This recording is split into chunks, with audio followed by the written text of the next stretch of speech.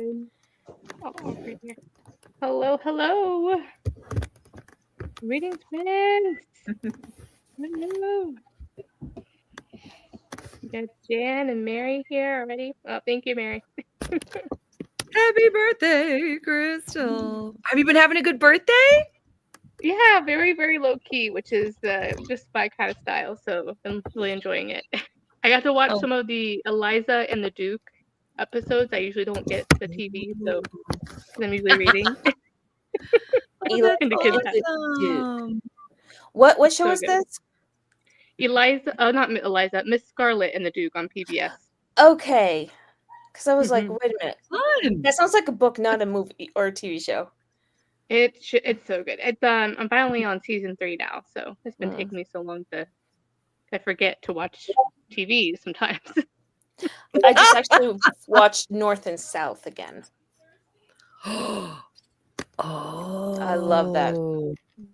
I've heard such good things. I've never gotten to see it, but I've always wanted to. It's on Amazon Prime. You can actually get off their BritBox. It's very, very well done. Get out. Yeah, I've never seen that. I wanted to read that too, and I haven't read it either. I read it in high school. So fun.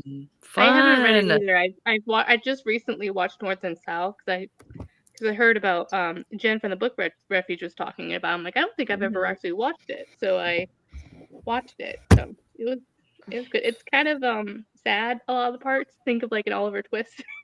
I feel like, but yeah. Well, Elizabeth Gaskell was kind of like the who's that guy I really can't stand? He wrote Great Expectations. Charles Dickens. Charles Dickens. Yeah, he's like the female version of Chud. I don't like Charles Dickens. I remember I enjoyed him as a kid, but it was a lot. Mm-hmm. Is Patrick Swayze in it? North and South. That's the American Civil War one, and that's the one I saw. So entertaining. I remember that. And Kirstie Alley was in it, and that I don't know. That's the one I've been thinking of the whole time. No, this one has Richard Armitage in it, and oh my gosh, he plays the best swooning hero. This one is actually about class difference in the north of England, where they had the mills, and then the south, where our heroine, Margaret, her father was a pastor. She's from the gentry nobility, and she had this idyllic life until her father shunned his faith, and then they moved up to Milton so he could teach. And so she's seeing all these horrifying things where children are starving and they're being worked in mills. And it is one of the best series I've ever seen, but it's also one of the best books I've ever read. And yeah, she's kind of the female version of Charles Dickens for this particular one. She also wrote Wives and Daughters. I believe that's the name of it. I don't like Charles Dickens because how he treated his wife. Oh. Yeah, North and South. The Civil War one was by a guy called John Jay. Yeah. And he wrote these really sudsy. It's very much history is gossip. It was a soap opera. It was a soap opera, not historically correct, but it was Patrick Swayze, so I was okay with it. Patrick Swayze, it'll make every problem fine. It's fine. Patrick. So, it was like all these actors who were like on Dynasty, like I think Emma Samms was in it, and it was actors you would see from Dynasty and so on. Oh yeah, and it was just like I think Jackie Collins was in it, or Joan Collins. I think she played Madeline. I don't know that Jackie did a whole lot of acting. Yeah, she did it first, but then she turned to writing. Yeah, and interesting. It was really something. Listen, I watched Dynasty on streaming because it was entertaining. I used to watch Dynasty when we lived in Germany. That was when it was still running, and we watch it with German dub. Mm. And we didn't really watch it that much, though, because, Yeah. I mean, I find those highly entertaining, so because they're so melodramatic that I'm just kind of laugh at it. Well, it was a little different back when you actually had to make a conscious choice to find it and sit down and watch it, as opposed to just being able. I mean, you still need to make a choice to find it and watch it, but when you actually had to make an appointment with yourself to watch television, Yeah. and if you missed an episode, sucks to be you. That was it. Yeah, it's Just have to wait for it essentially. to come out on DVD. We did not have DVD when I was that age. What was that Wait for the thing summer they had where you reruns. I'm sorry? What was that thing that they had where you could like record the show on cable and then like come back and watch It was it later? called a VCR. Yes, video cassette recorder. You would have Like, you could what is that literally thing record. called?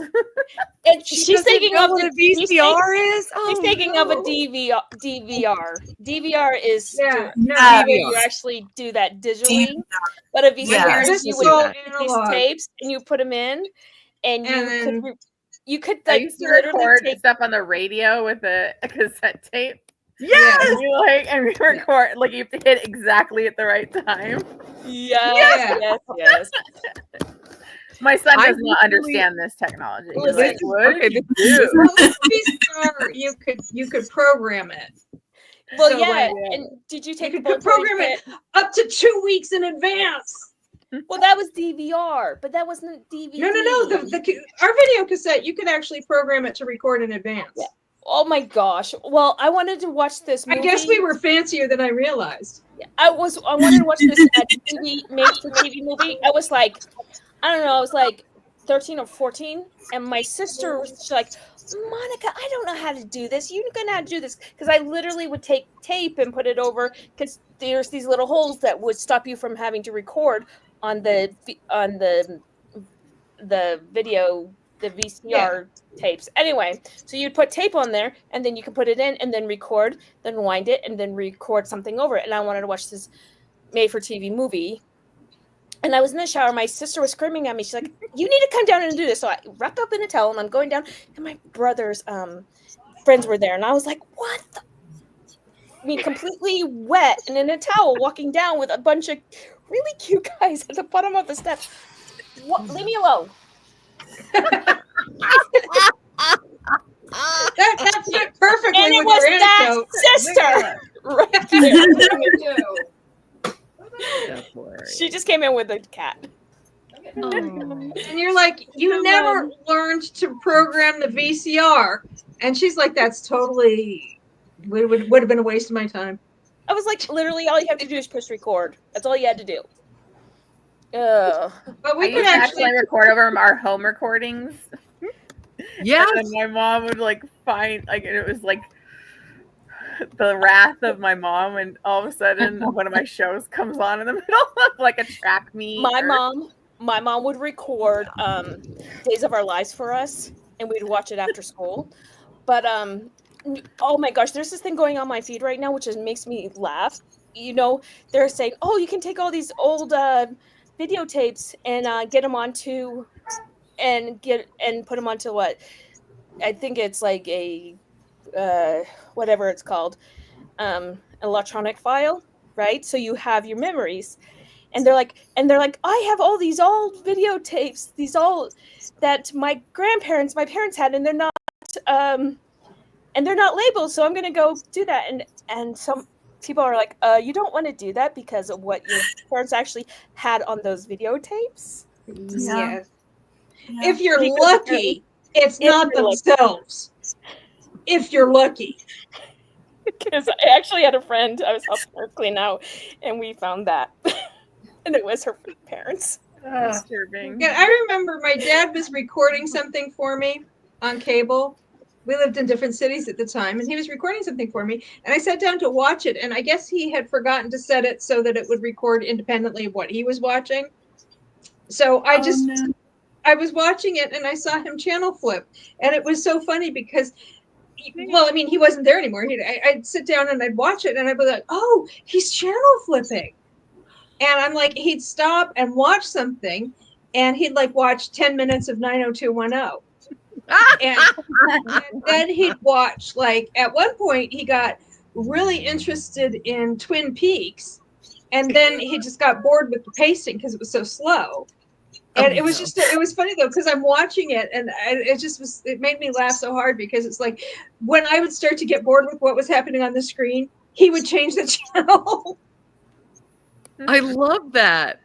And it was funny because one time he and I were channel flipping one evening, and this is when we were in the same room together. This wasn't at a VCR remove, and he landed on something. He says, "What is this?" And I said, "I think it's Beverly Hills 90210." And he goes, "I keep landing on this and thinking this looks interesting, and then I realize what it is." And I'm like, "Oh, I don't want to watch this." And he says, "They fool me because the production values are so good and the cinematography is so good. And I think I'm watching something that I want to watch, and then they go to high school and I don't care." I was not allowed to watch 90210.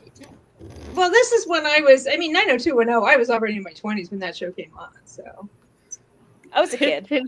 She said that when her Nana moved with us, they found a bunch of Polaroids of her dressed in nightgowns and stuff. She's so proud of them. She's like, As she should be. I love that. There you go. Go Nana. All right.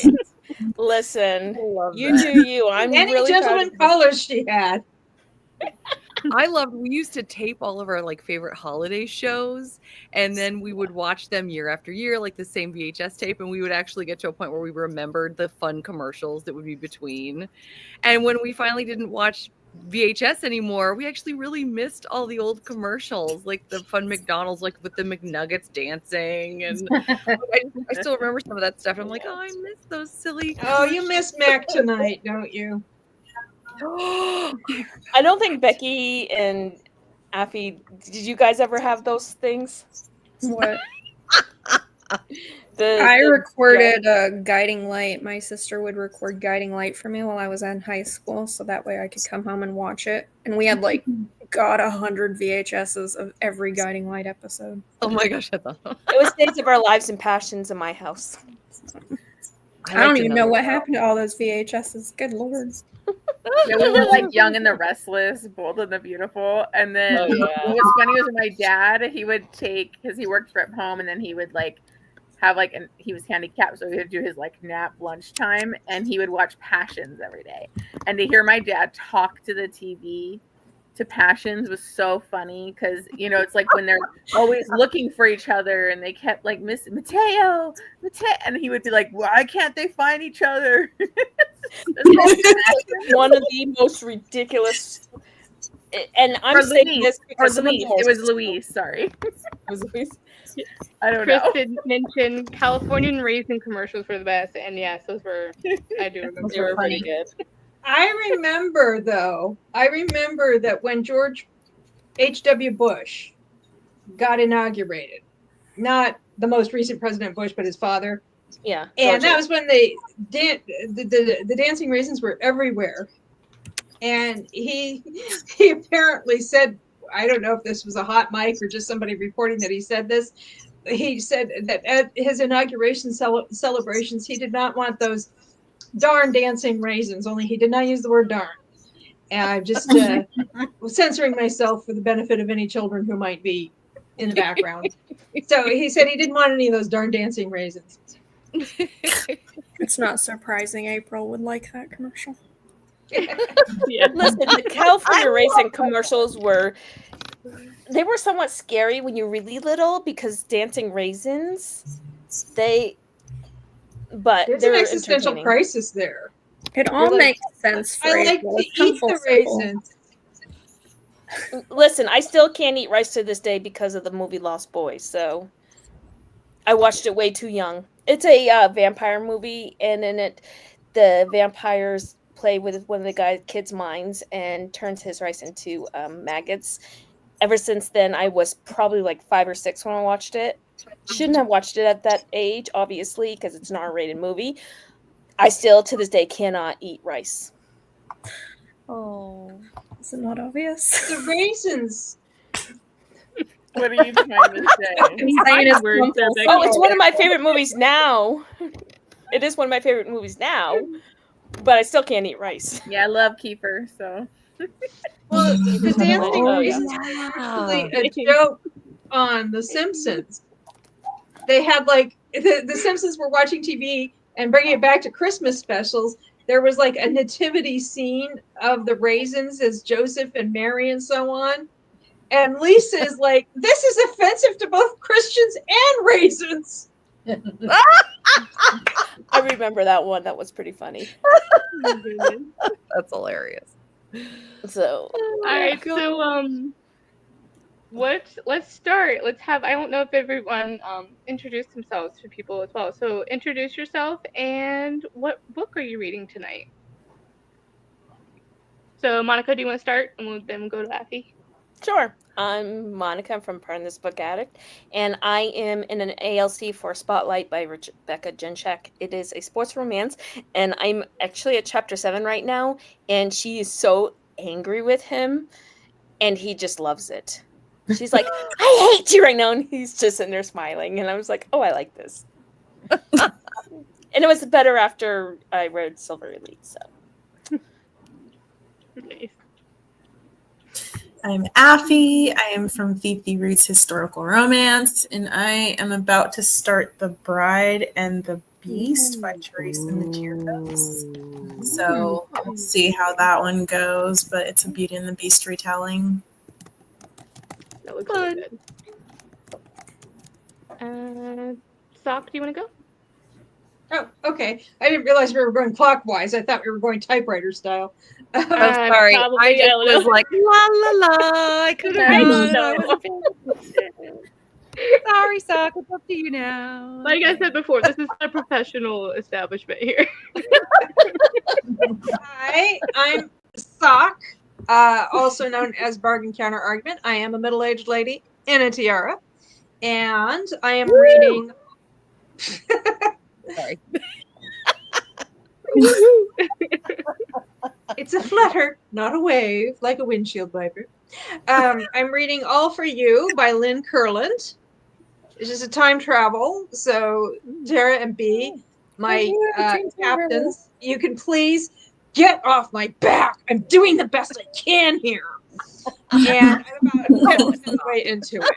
And the heroine's name is Peaches Alexander. Ooh, What is her? Peaches Alexander, but she's not in the adult entertainment industry.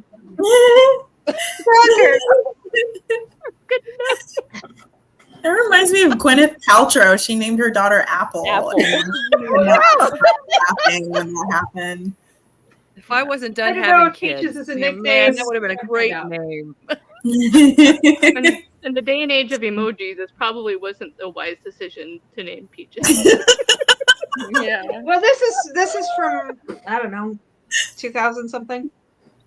Yes. I don't know if she's going to marry a dude named Hammer or what. I don't know. There was a what was that movie? What a Girl Wants. The twins was Peaches and Pear because their mom was obsessed with fruit. Yes. What was it again?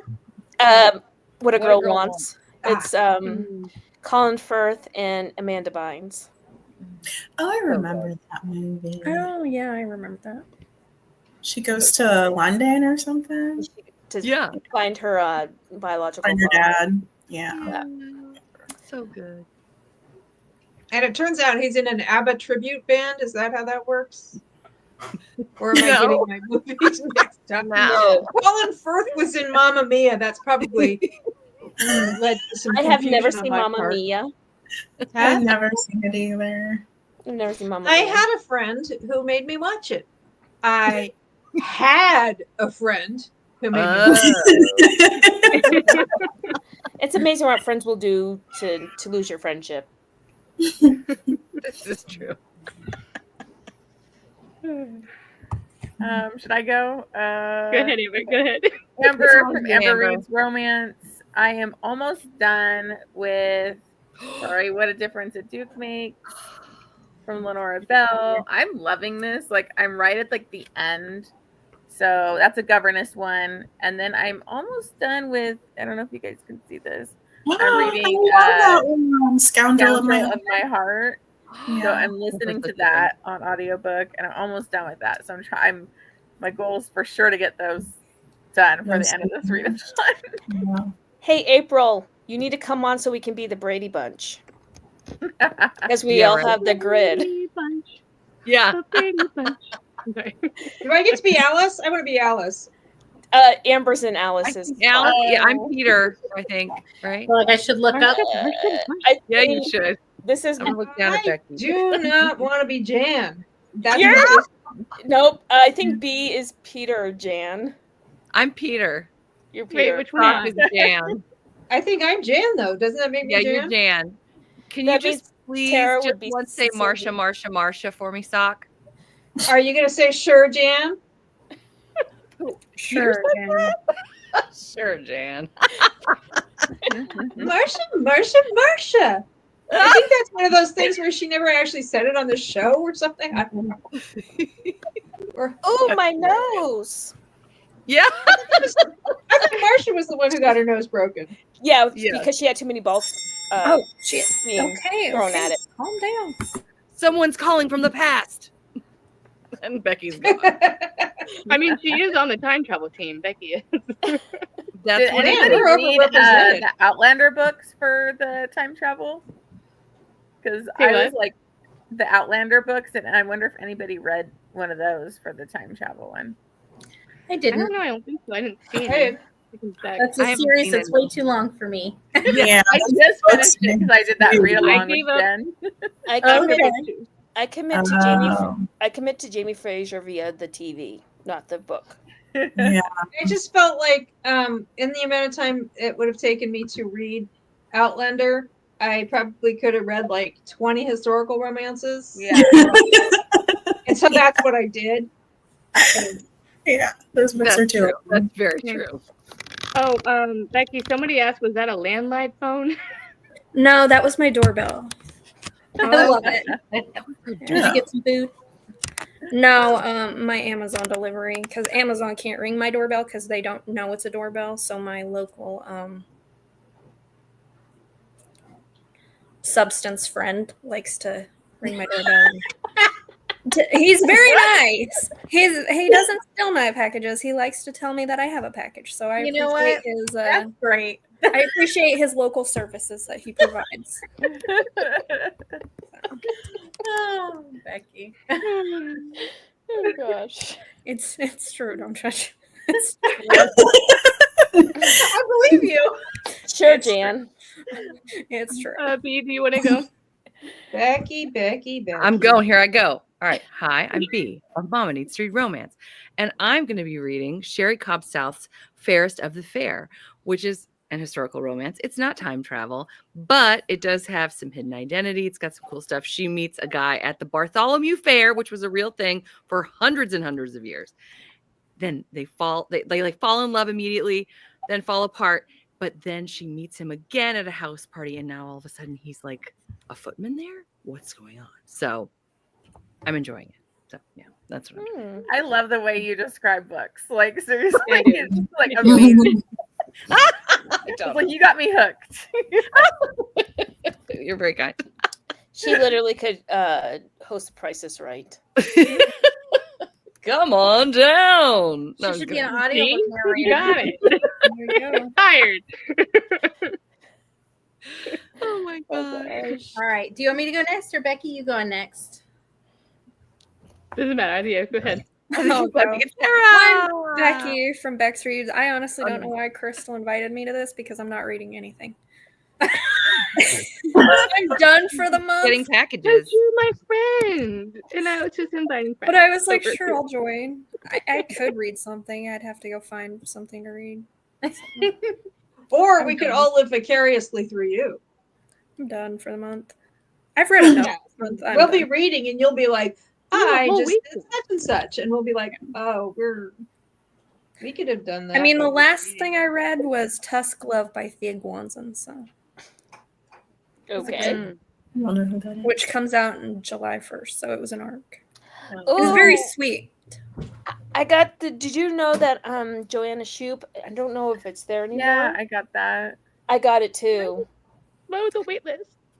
I think, yeah, April. There she is. Oh, there we go. There he is. Wait. And I'm Alice. I'm I couldn't get it. She's Alice! All right, I gotta look this And up. I'm Bobby, I think. I don't know. I never really Hold on, watched I- the Brady Bunch. Let me look. I watched it, but I don't remember. You're the mother, I Becky. probably saw like I'm the mother. Okay, so here's the. So if we Oh, do there it this it is. way, Yeah, help us. Oh no, you're the father. Okay, wait. It disappeared. Wait, I'm the dad. Awesome. Am I the grandma? I don't think there here was we a go. grandma in the show. There we go. There was no No. grandma. There's Oh, no there grandma.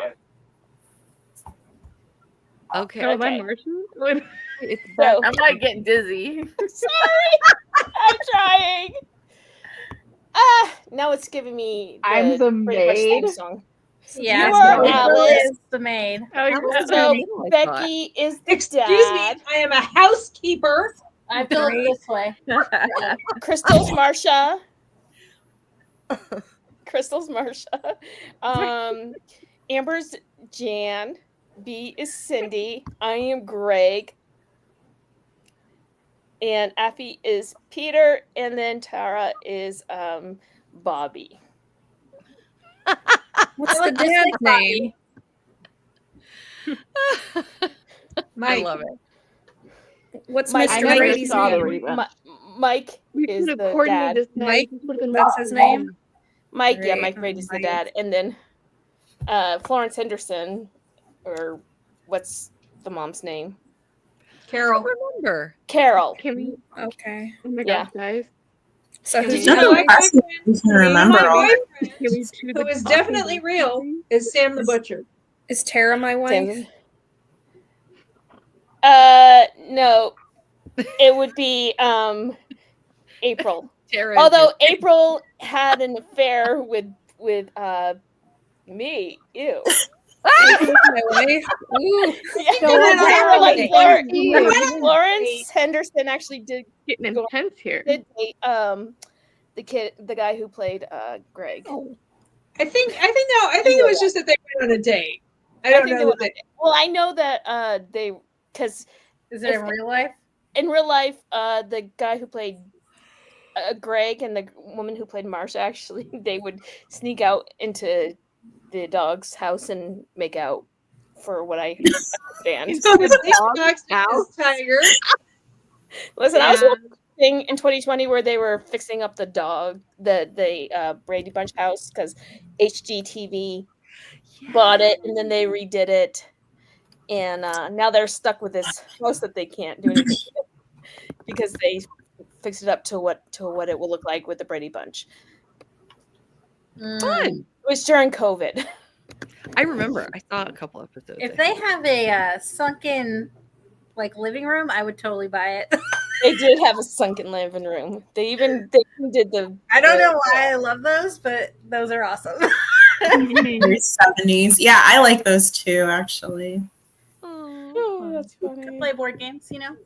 I was just worried that like you'd trip and like fall and Oh, that would be land on your face You're right. on the downside. My sister has You're like not a little bit of a sunken living room, and it's annoying. those would make a great ball pit. They would. Just saying. Well, listen, I still do this with my daughter. Is I take Hi, sleeping Daphne. bags. Hi, Daphne. I take sleeping bags and we go down the steps. Just writing sleeping. We put them down there, and then we take like cardboard and we just go down the steps. Oh, Like it's fun. just, That's fun. I've been doing that since Oh yeah, I was we a did the kid. toes down the stairs. We lived Well, we lived a hurts very to hear dangerous that. life. Well, growing we used snow their snow Sled. snowboards, whatever it's called. Our sleds, our plastic sleds, we would just go down on the steps. It was Oh fun. no. Oh no. Yes. The It's falling so down. annoying. Actually, a lot of people in that neighborhood, they when they remodel those houses, they make them all flat. They like raise up the floor. Yeah. But then how do you have a quick and easy ball pit? You don't. Right. You Listen, get a pool. You get an above Small ground. price to pay. Hi, Kiki. I feel like you could do like some Austin Powers stuff and put like something over it and it opens into a ball pit. now that's a great idea. Yes. There we Especially go. if you had like a staircase that sort of went around it, you could get on your sled, go down the staircase into. There we go. Kind of like It's a Wonderful Life, where they're dancing and then it opens up. The floor opens up into. They all go into the swimming pool. How are we not all architects? We could do it. I'd be afraid to see that house. We all just need to put our heads together, you guys. Listen, I would love They to did make that one year on like HGTV. They had like country music stars, and each one of them designed a room.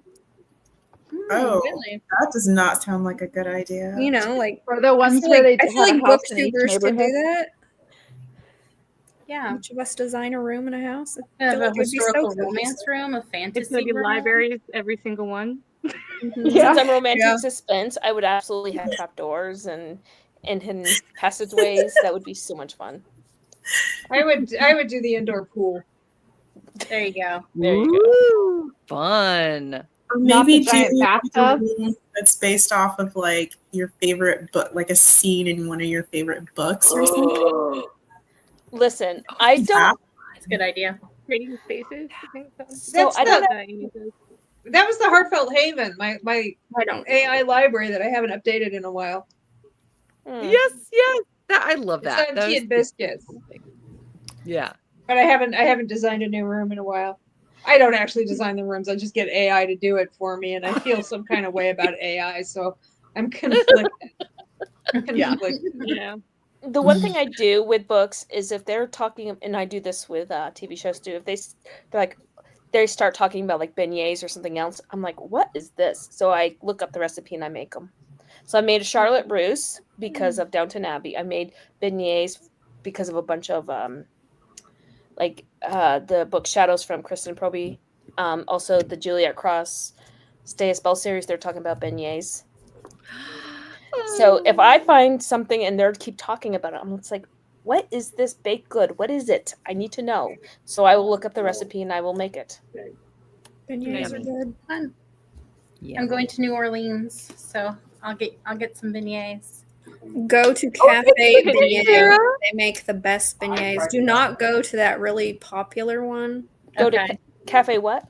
Cafe Beignet. Cafe beignet. They make the best ones. There's like a really popular one. Cafe du Monde. Yeah. Yeah.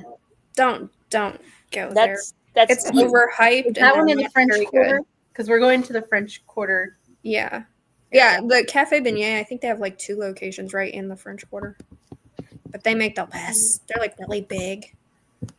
Whereas Cafe Du Monde, they give you tiny little ones and they're just not as good. The only beignets I've ever had are from like Disneyland in California. So You gotta get those are French probably Quarter not ones. equal. How do you spell that? I don't think I've ever had it. Like, I don't even know what we're talking about. BEIGNET. I mean, isn't it just a sugar donut? Oh, isn't it just some kind of donut? It's fried dough with powdered sugar. Yeah, I don't think I've ever had one either. It's like the Spanish version is a sopapilla. Italian one is a zapa. Yep. Right? They're pretty much kind of the same thing, but they're just the French ones. Only beignets are a little thicker than sopapillas. Stacy, I've never been. Also confirms the Cafe Beignet is the best. Okay. See, I've never been to New Orleans. We're going for a weekend trip. Fun. What book are you reading tonight, Tara? Oh, I'm reading too, because of course I am. I'm reading In Like Flynn by Lauren Smith, and that's like a pirate romance. I know, no time travel. No, it's In Like Flynn. That's the So good. It is. It's good so far. I'm about 62% the way through, something like that, and definitely very adventure-y. Okay. And then I'll also potentially might read The Duke's Dream by Giovanna Siniscalchi. That's an I have that arc and I really need to read it. So good so far. I love that it's like ballet. Okay. And like class difference too. Okay. So good. I don't know that I'll be able to read it in time for tomorrow, 12 p.m. Eastern Standard Time. It could have been midnight tonight, man. I'm just saying. I'm just saying. You gave us a little bit extra time. Thanks, Crystal. Finish those books, Tara. I'm gonna have to stay up. Oh yeah, let's take advantage of a 3-day weekend. I'm like, let's give everybody a little bit of a extra time. Well, 12 Eastern. I'm always late at posting mine. I think I'm like, I'm not good at posting it right away. Oh, if you're in the Pacific time zone, it's 9 o'clock. 9. Okay. Yeah. Okay. April, do you want to introduce yourself and what book you're reading tonight? Hi, April. Happily ever April. I'm reading The Audience and The Phantom Knight. It is a spicy pirate book. It is by Sadie Hewitt. And I listened to about 40% yesterday, which is weird. I haven't read that much of any book in a long time. And I like it so far. Very Pirates of the Caribbean, but also not as like swashbuckling. But they're like cursed to a ship, and then when other ships are going down, that's how they collect souls, or like you either die or you come join our ship. And then they roll up dice or whatever to see how many years you have to serve. And then this one guy has to serve 25 years. And every 7 years they get a day on land. And he tries to run away to see his sister again. And he's like, save me, save me. And she takes his place. So it's between the captain and her. That's like a little bit of a Pirates of the Caribbean twist. That's cool. Right? It has like a little bit of a like Pirates of the Caribbean vibe to it. I'm enjoying it. Feel like a little bit of Beauty and the Beast with that switch up. Yeah, a little bit. A little bit. Are you trying to like get extra points, Tara? Just maybe. I mean, she's Teen Traveler. She's helping out there. Yeah, I'm just I'm helping you all out.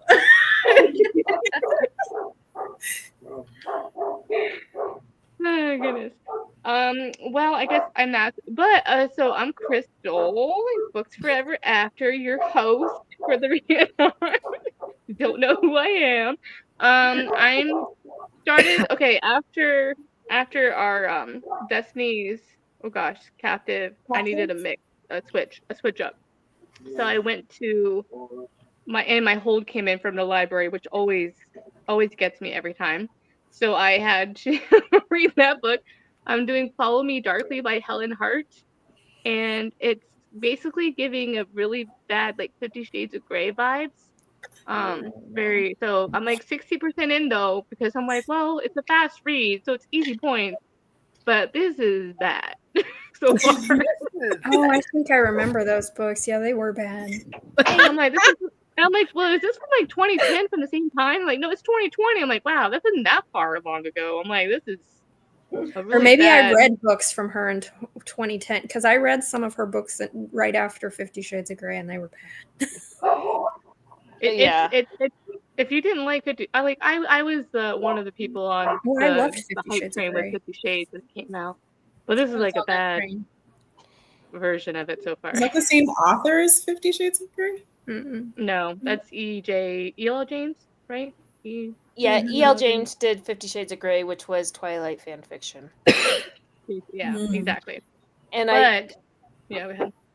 I was gonna say, and Chandler Ainsley did a vlog reading 2015 Goodreads Choice Awards, and she read Grey, and she's like, we did not need to know his point of view.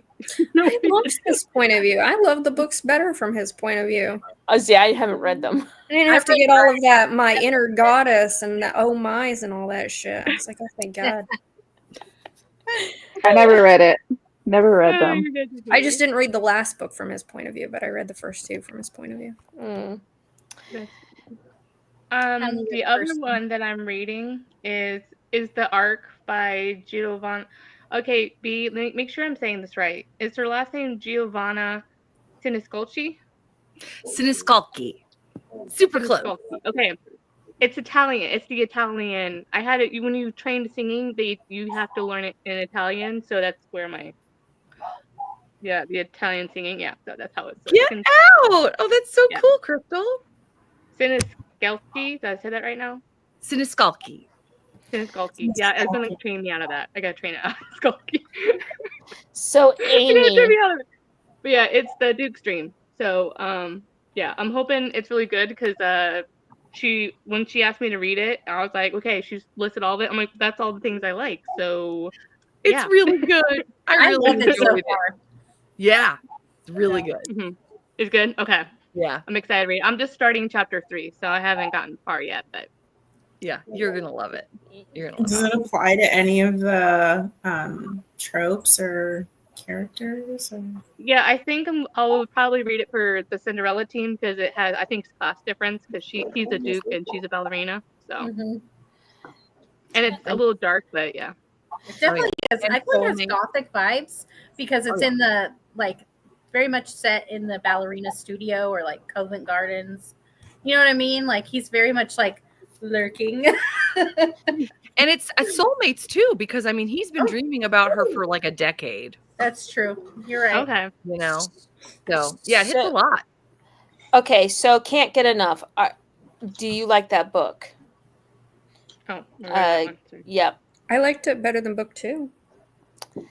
I did not think he deserved her. Really? Yeah, it was the lie at the beginning. I just never really got over that point. Scatterbones is worth it. Love that book. Yeah, that's gonna be our book club for next month. That's gonna be someone's book club. Okay. Book club next month. Yep. Oh yay! That was April's favorite last year.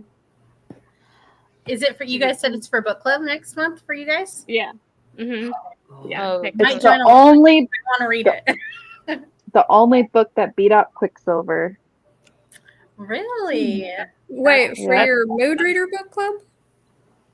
We're gonna do it. Yeah. You're reading Scatterbones? She read Quicksilver and she read Scatterbones last year, but Scatterbones beat Quicksilver for her favorite book of the year last year. I actually understand that after reading both this year. That's cool. So Scatterbones, there's so much pining and longing in that book, and it's so sad, and you're just like, oh. I was shocked I liked it. Yeah. Because we're reading it next lovers. Because it's friends to lovers. It is one of the very few friends to lovers that works. They all work. What are you talking about? Don't make me come up there and fight you. These tropes. One Golden Summer. Someone said that this was actually pretty good, better than her other one, so I'm curious. I'm feeling a little like we're in a game show. Is that just me? What was that game show? Hollywood Squares? I was going to say Hollywood Squares. That's it. The square. Right. That's so funny. All right, let's see. Do it this way? Yeah. Something like this. Oh, yeah, I gotta pull back up and miss some, I believe. Hi, April. Hi. Everything's backwards. It always gets me too. I'm not touching you. I'm not touching you. I'm not touching you. I'm not touching you. Oh, Catherine, how do you like it so far? That's my favorite book of all time. That book. I'm my obsessed favorite with that author book. of all time. I love Stacey Reid. Yeah. I love Stacey I do Reid. love The Scoundrel of Her Own too. But yeah, it's really good. The Wolf and the Wildflower is one of my absolute favorite books. It's her Wicked Breakfast for me. I think I've read 2. Was it this year that I read 2 so far, or no? Wait, 1 last year and this year, and I'm like, Thanks that to the one you Tara. Now, read? Tara, you're the one that was like telling me, Crystal, I think you're gonna really love her. You need to read her. I'm I like, love her. okay. And yeah, so I'm pretty sure if I read like a third book by her, I'm like, then that kind of cements like the favorite book, so favorite author. So I've read all of these, but already, yeah, and I love every single one. that's saying something. Yeah, I The heart her. first one I read by her was A Matter of Temptation, and that was like a 6-star for me. So then it just, Yeah. you know, Right? I love her. Yep. I love it. The only downfall with that book though, the Scoundrel book, is the audiobook for me. It was one of those whispery ones that I can't hear in the car. So Okay, it is was that like the same one that did it for like the oh shoot. I just lost the name, but I stopped listening to audiobooks of the series because she would breathe and whisper and it's be so like, whispery. and I'm like, I can't do this. And I don't have a fancy car, so it's like I literally can't hear. I had it all the way up. Is this good? I don't know. Yeah. It's another one of those books that literally just happened out of nowhere like 2 days ago. So I don't know. Okay. Wait, another hyped one out of blue. Yeah, it's like Werewolf. Silver Elite. Listen, I just finished Silver Elite late last night, so Yay, nay. I gave it 3.5 stars. It was a solid 4 till she made a decision that was so egregious that I just couldn't get past it. So I will probably love it. But got it. So yeah. Like, CW, yes, we love it. I don't know.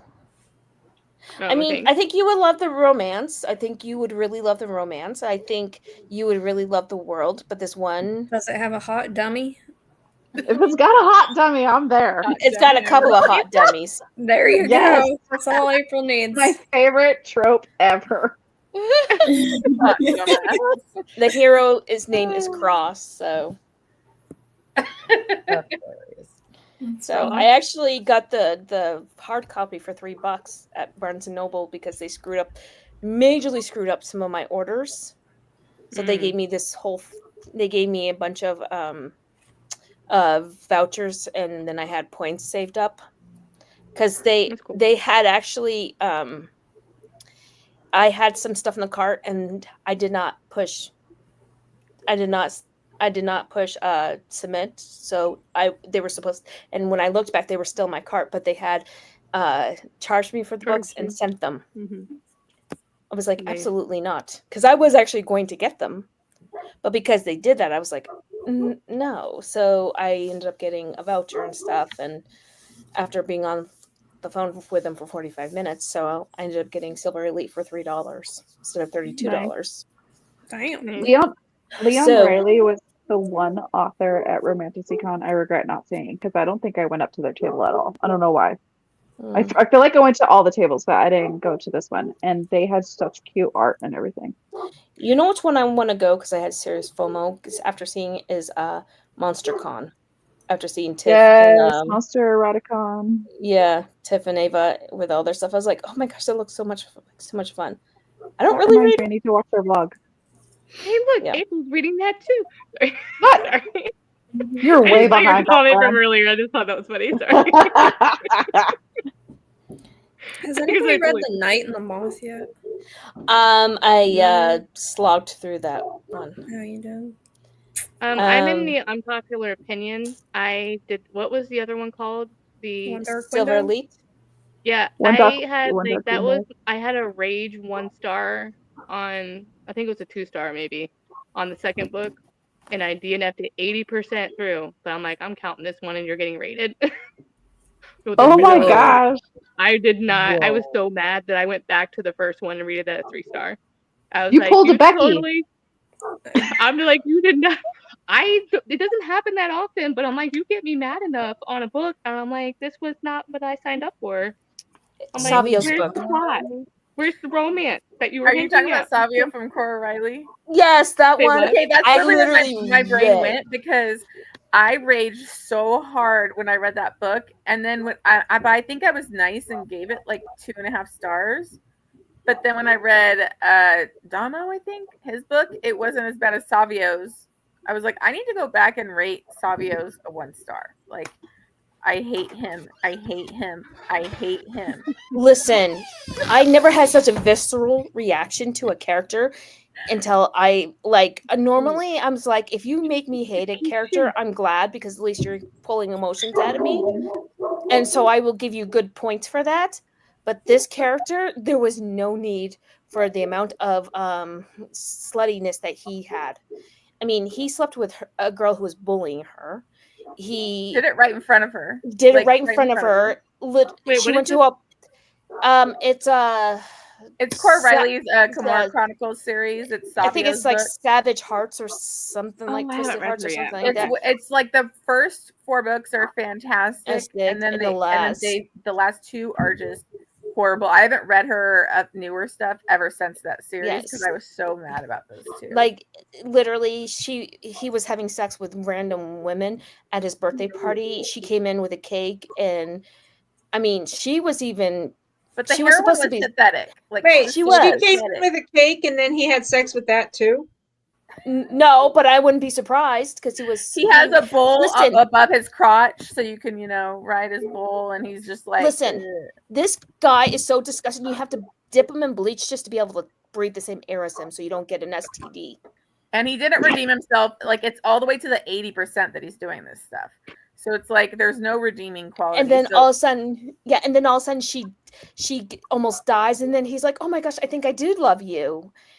And then she holds out for like 2 weeks. So I was like, "Girl, have more respect." Sounds like a book I would hate. I'm really glad I will never read contemporary. That one, I was like, well, you guys having Nino Falcone, who's like one of my top book boyfriends. Yes, to like that. Like, listen, Nino and Remo Falcone, what they did to that one guy who essayed Kiara. Yeah, they did their versions of the Bloody Sheet. So I was like, I'm on that. That is awesome. I love it. But then you go to that. She makes me feel justified. It says I know what decision you're talking about through that second book of the One Dark Window one, and I didn't care for that part either. See, vindication. Vindication. I think I liked that book, but I didn't like it as much as the first book. I have a question. Is Silver Elite the second one for the One Dark Window? Is that what that is? What's your question? My question is, can everybody else hear those jackwagons down the street are setting off illegal fireworks? Yes, and I don't care. It's totally fine. Okay, because I can mute if it's bothering people. I can't hear them. I can hear them, but I thought it was barking. Those people, those freaking people.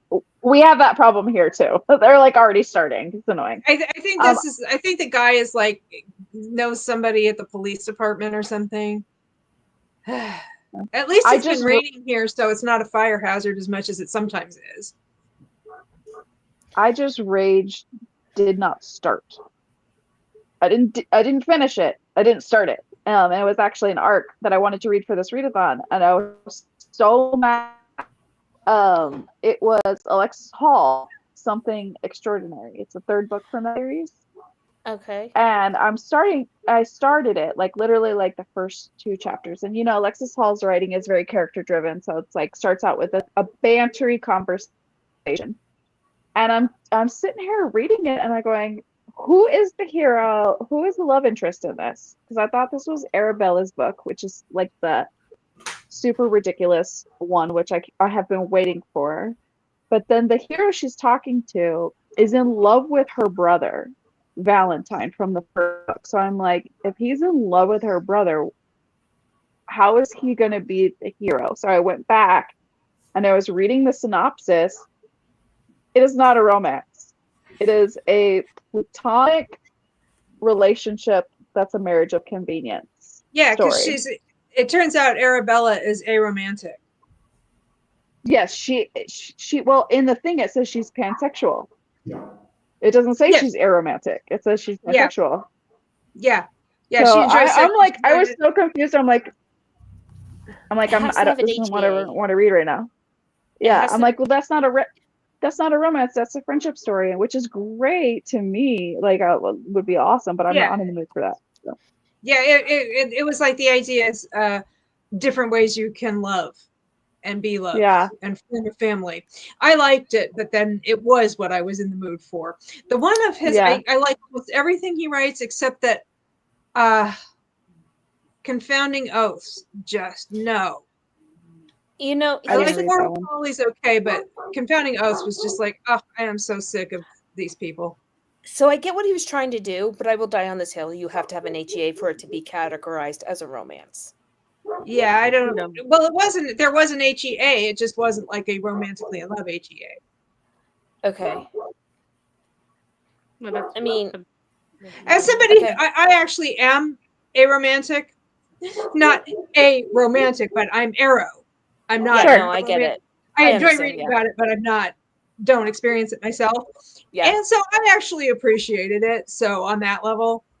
Okay. But I don't, yeah, I mean, I don't know that I would necessarily characterize it as an historical romance. What I liked about it was it kind of put Arabella's ridiculous behavior in the first two books in perspective. She desperately wants to be in love because she that's thinks what I was like, and then she has a relationship that's that's it was so confusing, and I know I probably would have got it if I read the book, but it was like, yeah, but maybe what? not. If not what you're in the mood for is, you know, that's.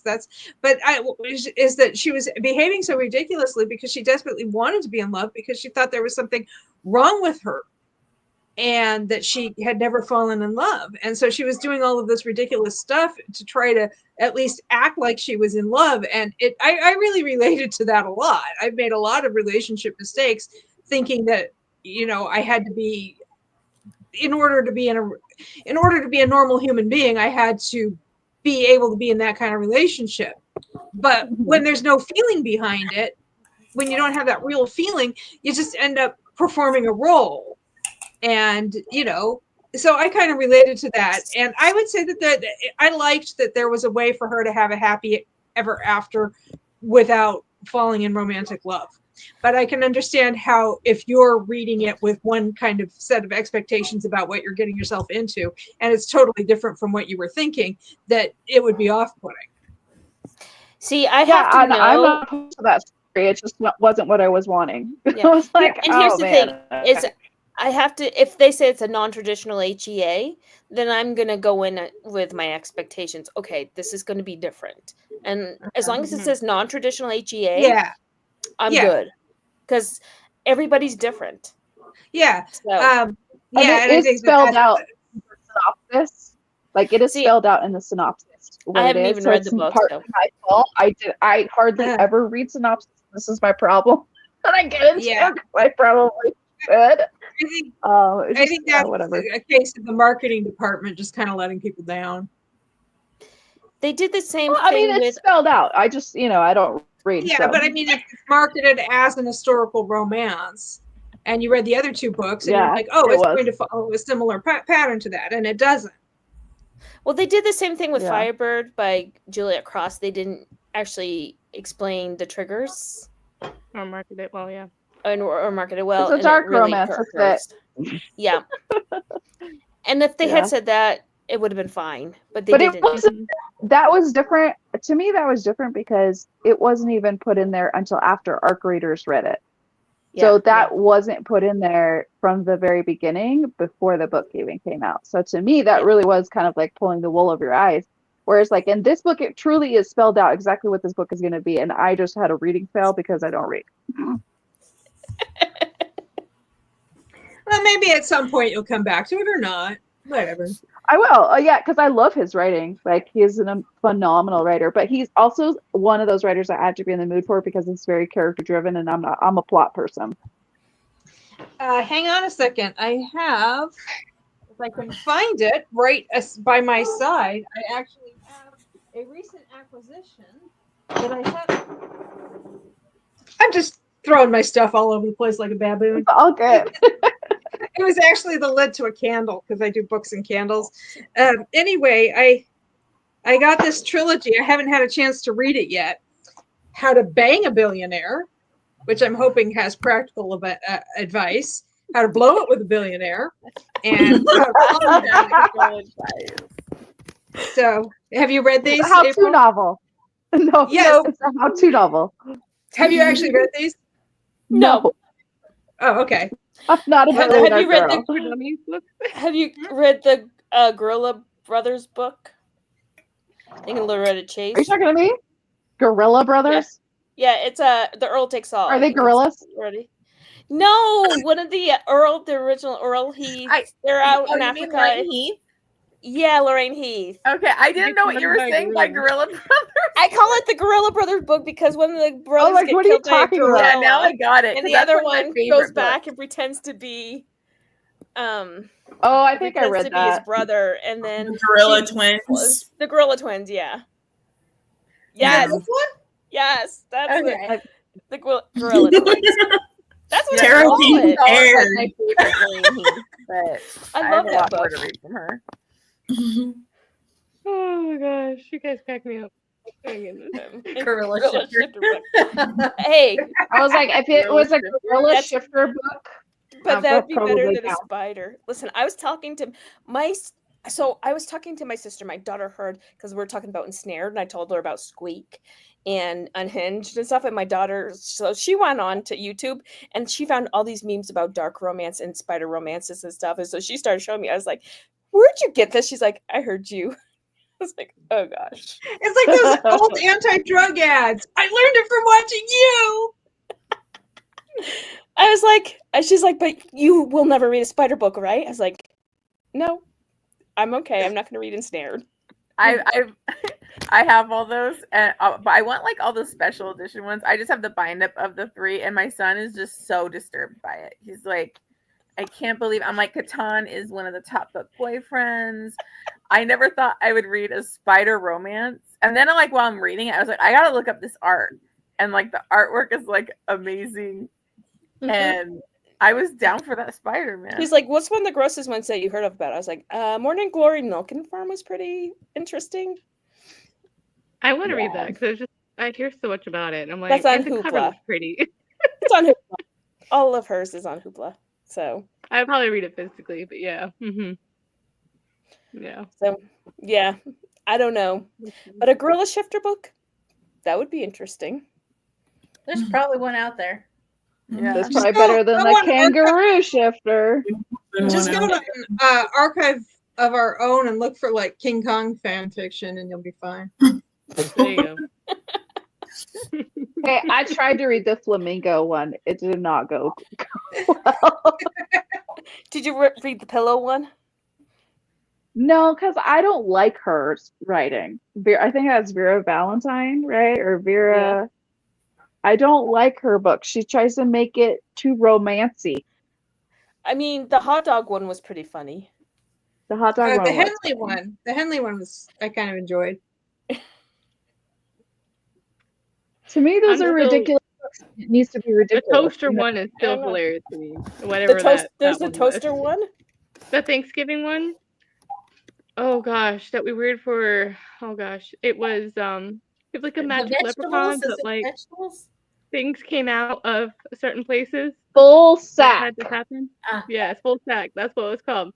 Oh, and a toaster came out, and many other things, but a full-on toaster. A full-on toaster. Gosh.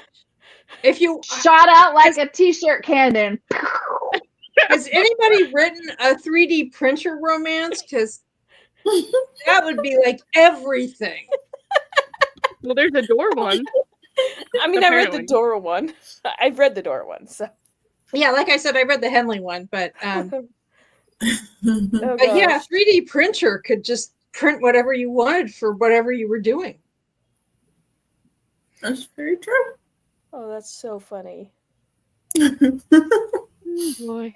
The vegetable one still gives me night terrors, and I didn't even read it. Like, you were talking, the grocery one, April, you were talking about it, but I feel like I read it because it's just still unhinged. Violet, I might have to agree with you on that one. Printers are too inherently evil to be love interests. True. It would be a dark romance. Yeah.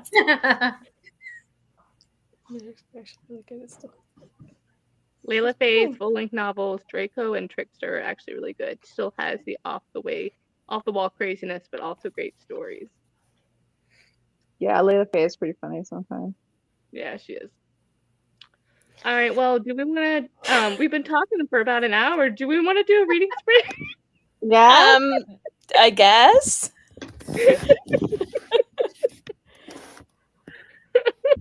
Like, I I'm don't looking know. at everybody else wants to do. Let the people That's tell one us. approach we could People in the take. comments want to do one sprint. Do a sprint. We'll probably do like a long one, like a 45-minute one. Oh gosh, that is hysterical. We lost the bees. Yeah, Yep. I'm guessing kiddos probably. Wait, that's right. That's funny. Affy, I just got that. Wow. That's delayed response for me. Delayed response. I'm like, oh yeah, wait, Becky what? and Bee, the bees. Yeah. Becky, yeah. Yeah, it took me a little bit, apparently. Well, I don't get any comments yet, but yeah, let's go ahead and do. Oh, she's back. There I'm she here. is. Becky's back. Back again.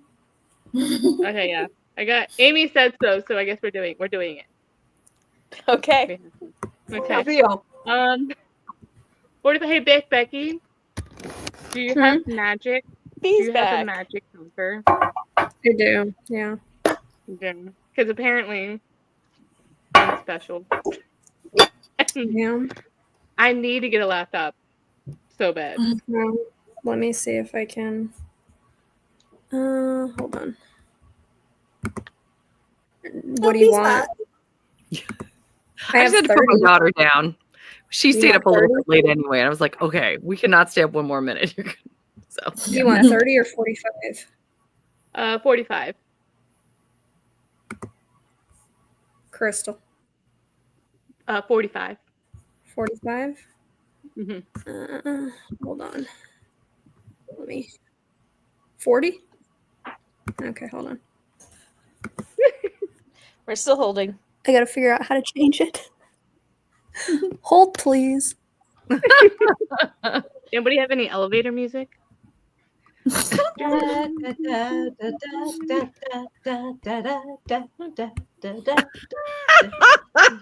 love that song. Very upbeat. The girl from Ipanema or something like that, right? That's Yeah, it's it. the girl from Ipanema. I'm such a bad singer. I don't I'm even surprised know anybody where recognized Ipanema is. Brazil. It's like a beach at Rio de Janeiro. Oh. You have to hear it. Okay. There you We're learning. We're learning tonight. I guess we're doing 40 minutes. Sounds good. All right. That's what she told me. Close I think enough. that's what you can find. Yeah. All right. Look at everybody on the side. I've never seen this many people. This is It's so amazing. You're so tiny. small. Teeny weeny. I love it.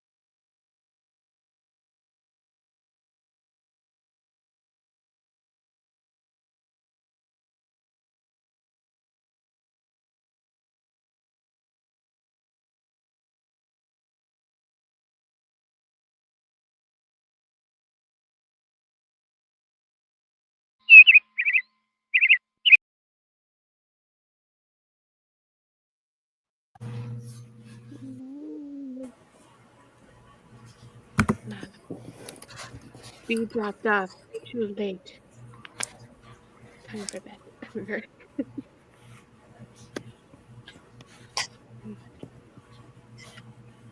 Every time that bird chirps, it scares me. It's like a jump scare. That's funny. How do your reading go? Good. I'm 10% in. It's starting to really draw my attention now. So took me a second to adjust. Whenever you go from, when you're going from different kinds of books, different styles of writing, so it takes you a second to get in a flow. So yeah.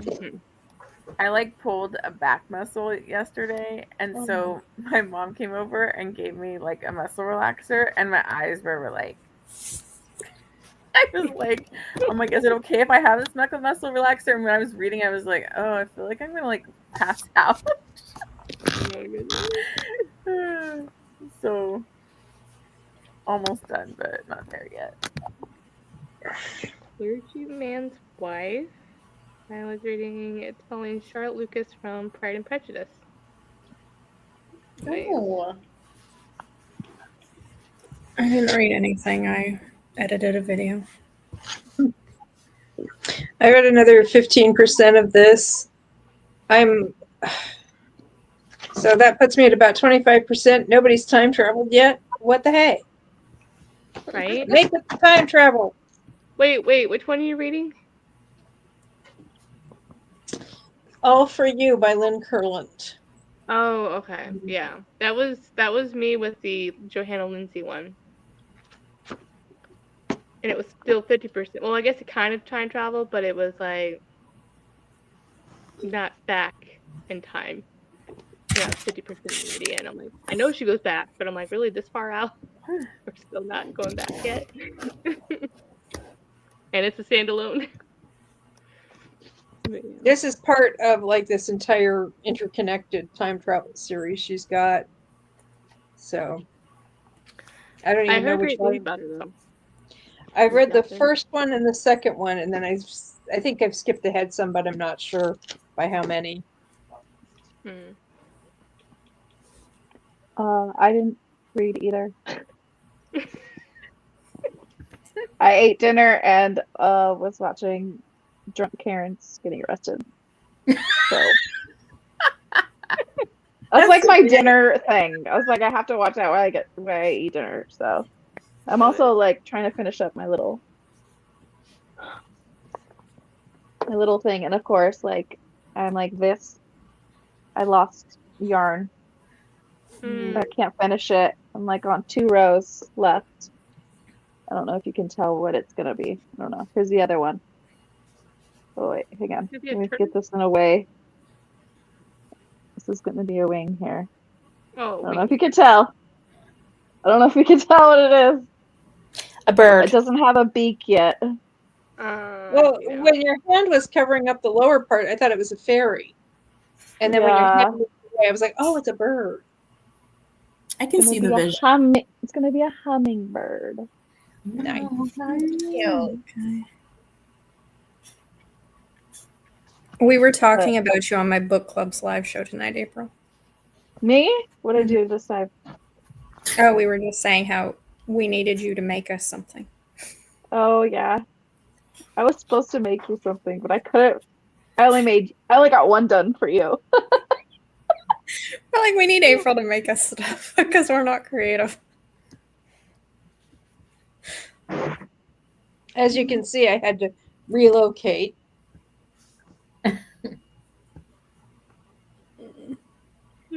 Yeah. How did your reading go, Tara?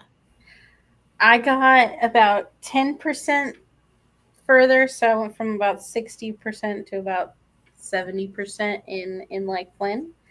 And it's we're getting to some pretty good parts. Okay. Can't wait to I'm see glad how you're liking it. wrap up. Okay. Affy, Monica. I only got that far. But it's far. She's literally being herded by the town to serve as a innocent sacrifice to this monster in a castle. So it's interesting so far. So I didn't really read. I had to get my daughter's nighttime medication and all that stuff. And then I started plotting something for. So I write, but I write for myself. I don't publish. And I had this story in my head for probably about 2 years, and I just had a scene come into my head, and I just wanted to get it down before I forget it. Nice. So that's what I did. That's cool. I have those in my phone too. Like every once in a while, there's like something that'll just play over and over and over in my head, and I'm like, okay, I'm just gonna write it down. So that way, and then I've had them always in my phone. Yep. Some of the things that I look up, though, I'm surprised that the FBI hasn't showed up at my door. It happens. Yep. I try to avoid since my kids use my Google, so I try not to Google everything. Yeah, I'm curious, so that can be not the best thing. So I learned some stuff that I probably really didn't want to know.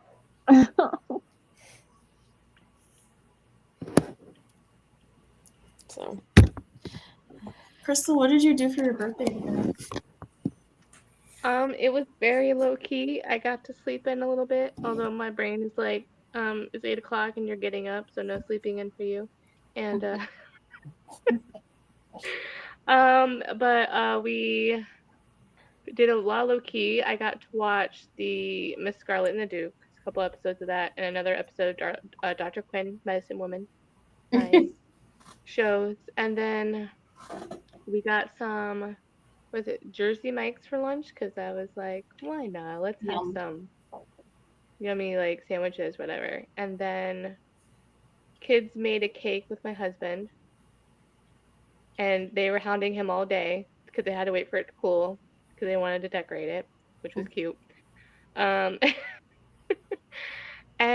then I wanted a certain thing for my birthday. It's always really weird for dinner.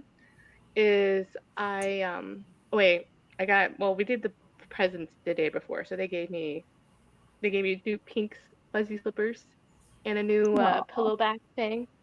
And then I got like books, those Silverly and the Birthday Girl book, from my husband. But what we had for supper was, I don't know if you guys ever had this, but I don't know why every time it's my birthday I always want this. It's a salad and it's steak, a sirloin steak, but instead of croutons you use French fries and you put like, your salad toppings on it and cheese, and then I put like ranch dressing, and I don't know why, but it's like the perfect light but not heavy kind of meal, and it's like my favorite to have on my birthday. I don't know why, other than Chinese or sushi. But yeah, I don't think I've ever had that. thing. Yeah, it's really good. It's it's like a country thing. I don't know. That's how I associate it with. Yeah. Kind of sounds like carne asada fries. Very nice. Plus salad. Oh my gosh. So you know it's healthy. It's healthy but not. So you're like, hey, it's light. It's got veggies and cheese and ranch and French fries. And your body's like, I don't know whether or not to have whether I should have a heart attack or a good night's sleep. Well, yeah, it's like fiber, lots of fiber. It's good, but it's also it sounds good. Yeah, it does. Good. Delicious. Affy, what's your puppy's name? Oh, her name's Valentine. Oh, she's so cute. She wants to play right now, I could say. Yeah, she keeps trying to lick my face. Yep.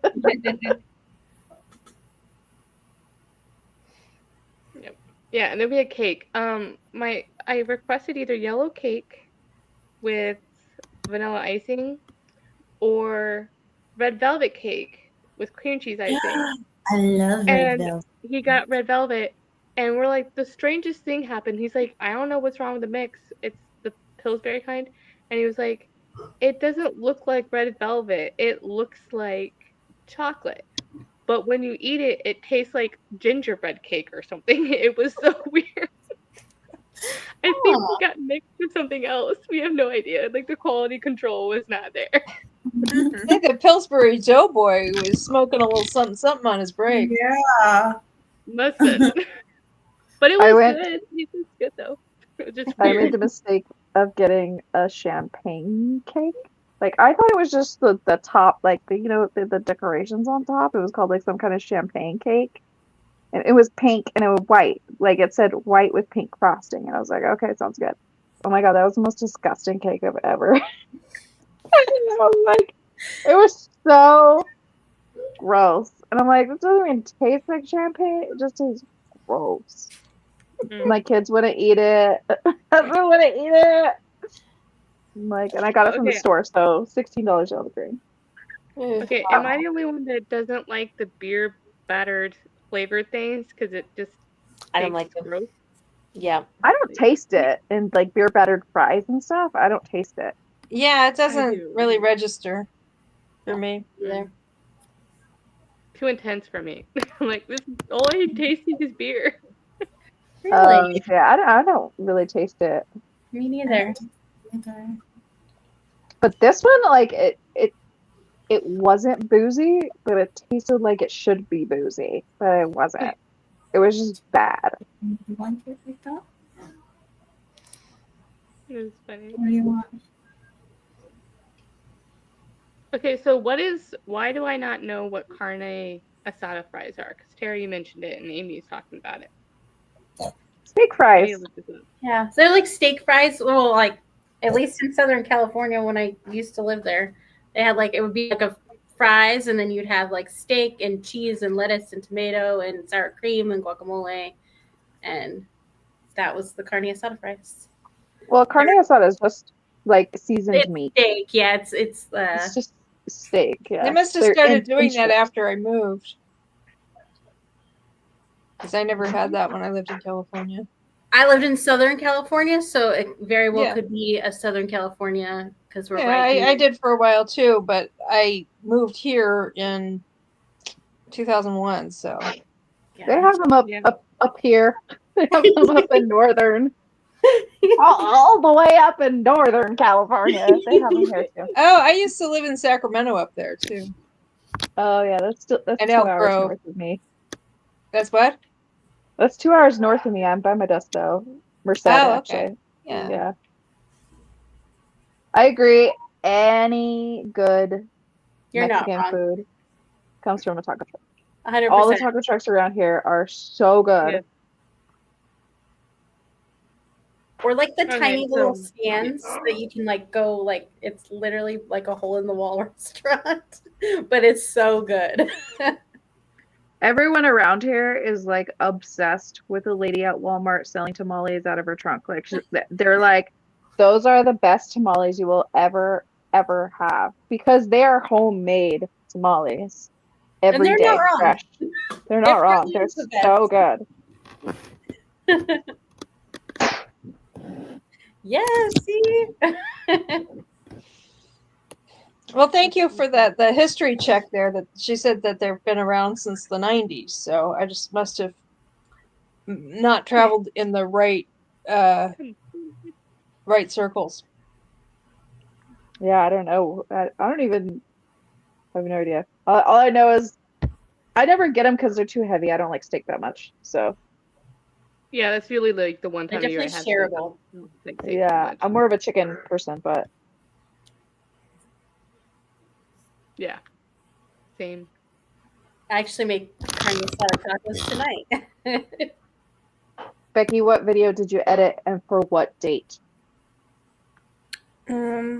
I did this video discussion about my why choose theory. Oh, that yeah, thing yeah. you were doing your poll on. Yeah. So I edited that. I don't know when it'll be up. Probably August.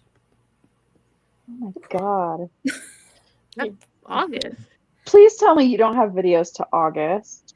I have some for July because I'm going for a theme in July. So I really just sat down and batch recorded like 6 videos. I don't know how you do that. Like I'm always planning the week of. I'm like, okay, I guess I'll do this.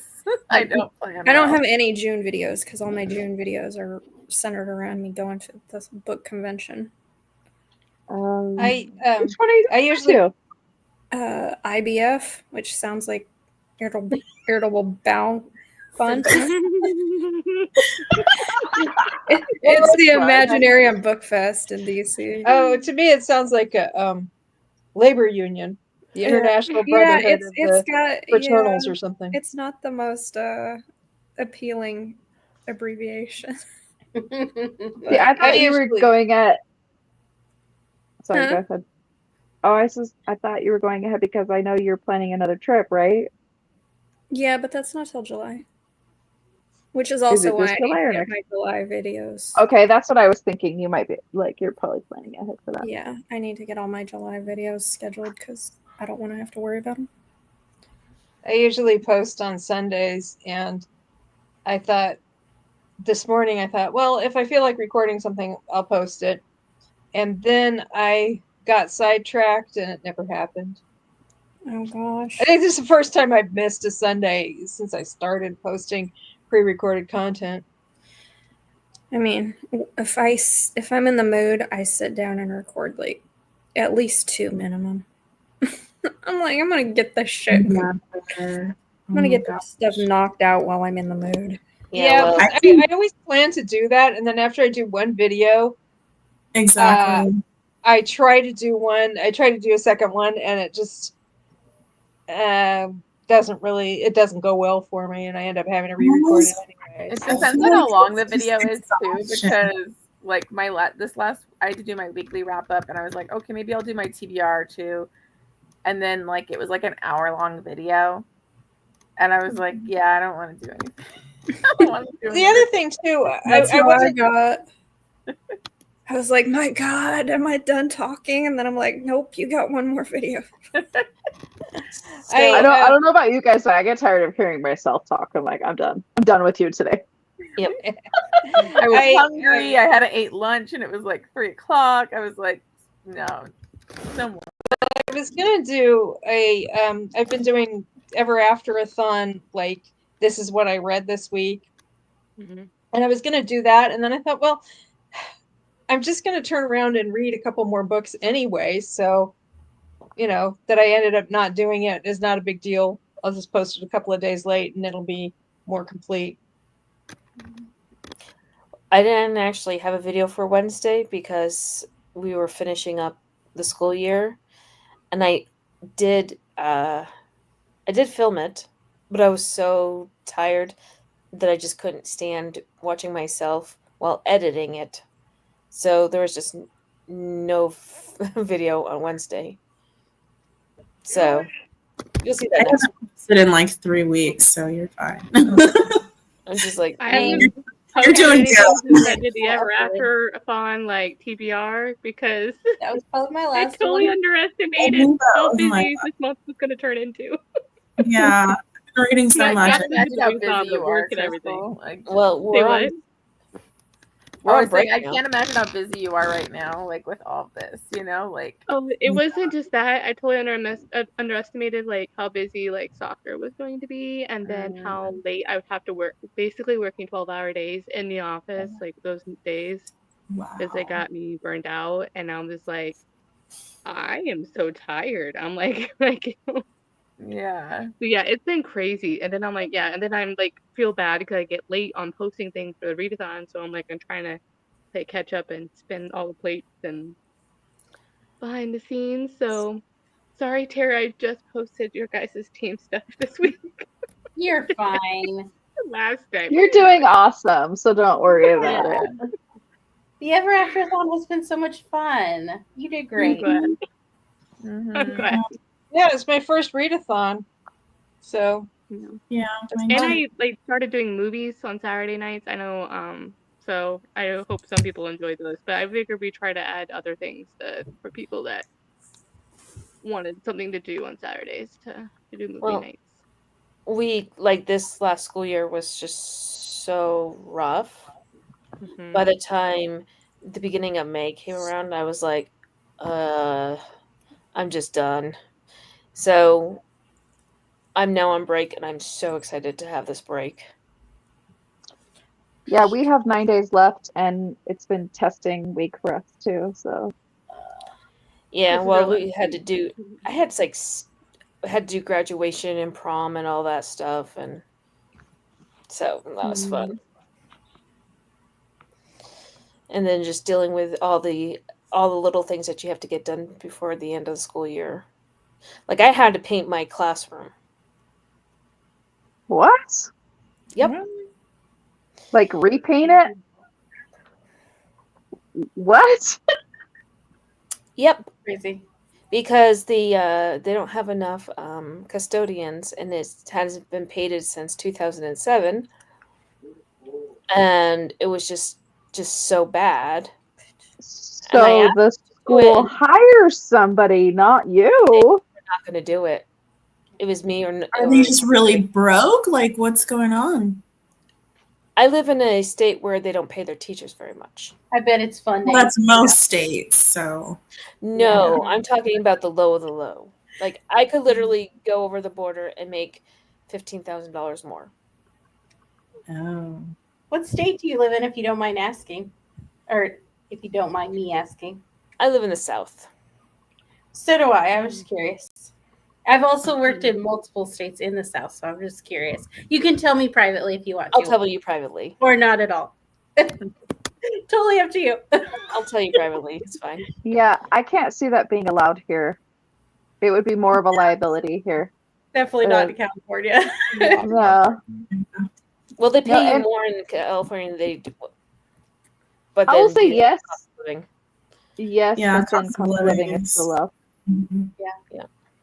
Yeah. Clearly, you just come on over here. Come on, we need teachers. Come on. I literally do not want to set foot in California, so I'm okay.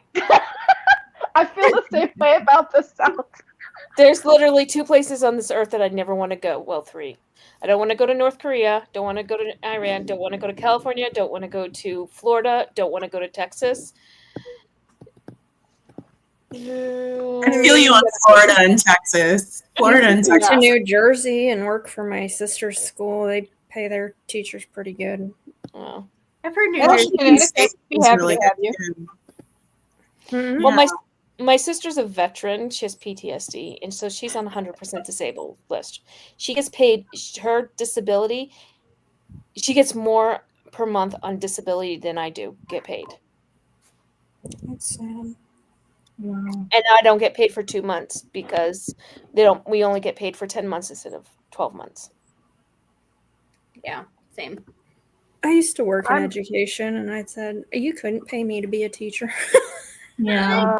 No. Well, they can't. I'm like, I couldn't deal with those little kids. I couldn't deal with kids at any I level. love it. I was a parent educator, and that was too much. Yeah. I'm sorry. I'm in higher ed, and I don't work with students, and it is the best. I was an after-school program director, and that was good enough for me. I didn't have to teach those kids nothing. I just had to help them with their homework and make sure they stayed alive till their parents got them.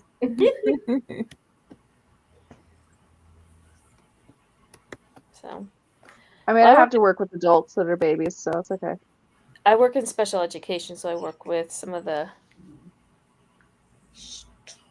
more So do severe. I.